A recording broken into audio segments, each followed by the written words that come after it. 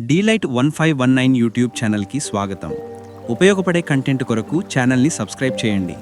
ఎక్కువ మందికి చేరే విధంగా లైక్ చేసి షేర్ చేయండి. మీ అభిప్రాయాల్ని కామెంట్లో తెలియజేయండి. జీవనశైలికి విఘాతం కలిగించి తప్పటడుగులు వేయించే విశృంఖల సాంకేతిక పరిజ్ఞానం మన ముందుంది. మనమంతా జాగ్రత్త పడాలి. అందుకే ఈ డేంజర్ బెల్స్. అమ్మా నాన్నల పెంపకంలో పెరిగిన నేను సుఖ సంతోషాలతో ఆనందంగానే ఉన్నాను. గోరు ముద్దలు తినిపించిన అమ్మ ప్రేమను జీవితంలో నేనెప్పటికీ మరిచిపోలేను. అమ్మకెంత కష్టమైనా నాకన్నీ సమకూర్చింది. కుటుంబ వాతావరణంలో నా తల్లిదండ్రుల ప్రేమాభిమానాలు, కృషి, పట్టుదల, త్యాగం, తపన నన్నొక మనిషిగా తీర్చిదిద్దాయి.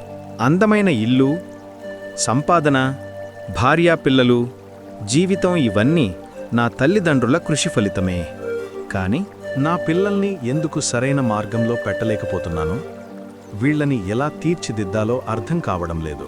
గంటలు, రోజులు, నెలల తరబడి నన్ను నేను రివ్యూ చేసుకుంటే తెలిసిన భయంకర వాస్తవాలు ఏమిటంటే, యాంత్రిక జీవనం, రెడీమేడ్ సౌకర్యాలు కష్టమంటే తెలియదు.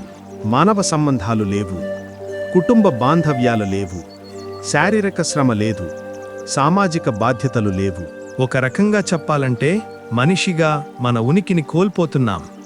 టెక్నాలజీకి బానిసలైపోతున్నాము. టెక్నాలజీ మన కంట్రోల్లో ఉండాలి, దాని నియంత్రణలో మనం ఉండకూడదు.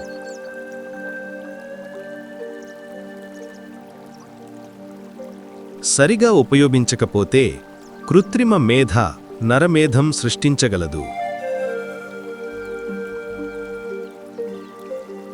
టెక్నాలజీ రెండు వైపులా పదునున్న కత్తిలాంటిది. ఉపయోగించడం తెలియకపోతే చాలా ప్రమాదం.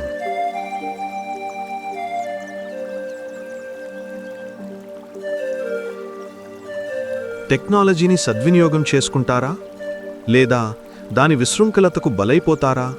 ఇది కేవలం మీ చేతిల్లోనే ఉంది. సోషల్ మీడియా పరుగులు, ఏఐ విశృంఖలత్వం నుండి మనల్ని మనం కాపాడుకోవాల్సిన బాధ్యత మనదే.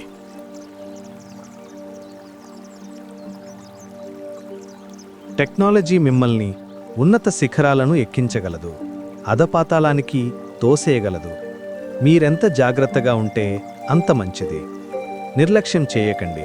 తస్మాత్ జాగ్రత్త.